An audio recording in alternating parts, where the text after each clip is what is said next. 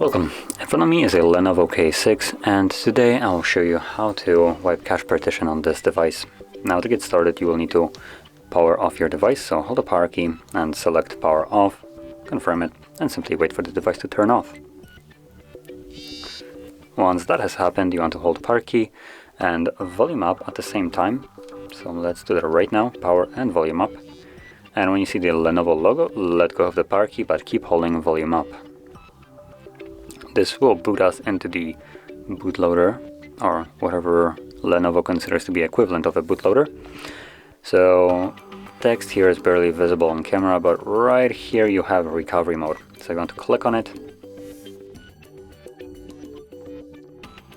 And now that it has booted into the Lenovo recovery, you simply want to select wipe user data. So click on it and then wipe cache. Select yes to confirm it. And there we go. System clear success. Click on back and then back again.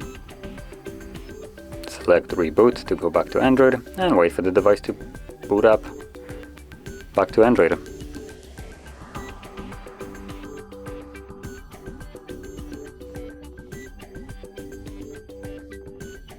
And as you can see, we're now back in Android.